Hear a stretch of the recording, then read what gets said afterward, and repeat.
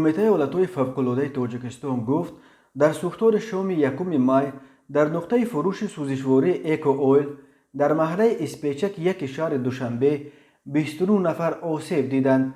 قبلا وزارت کارهای داخلی تاجیکستان گفته بود که در نتیجه سوختار 11 نفر جراحت‌های سبک سوزش بدن برداشتند، ولی کمیته ایالتهای فوق‌العاده گفت از 29 نفر جراحت برداشته 13 نفر به مرکز طبی رقم 3 شهر دوشنبه و 16 نفر به مؤسسه دولتی مرکز ملی شفابخش انتقال داده شده.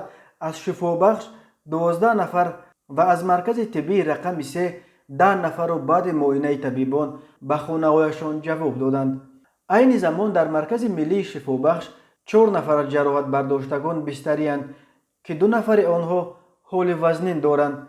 3 نفر از ضرر دیدگان زنانی از 25 تا 47 ساله می باشند که حال یکی از زنها وزنین گزارش شده است. گفته می شود در خبر کمیته ایالتهای فوق‌العاده. بنا به این منبع شام یکم مای ساعت 18:30 نقطه تأمین سوزشواری اکو اویل که در ناحیه سینای کوچه ظفر برش محله همدانی واقع است و به صاحبکار 33 ساله ساکن پایتخت سال تولدش 1988 استقامت کننده شهر دوشنبه تعلق دارد به ناگاه آتش گرفت.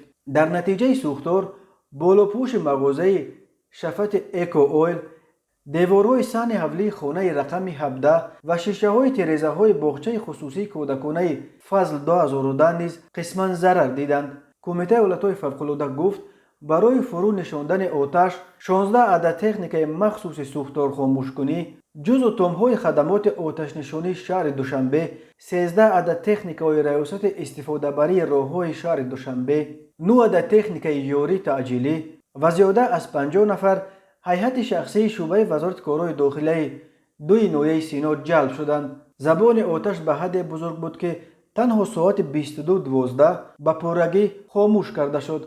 گفته می شود در اطلاعیه در ویدیوی اجرای حادثه نشر شده صدای ترکش نیز شنیده می شد. احتمال می رفت که یکی از انبارهای مواد سوخت ترکیده باشد.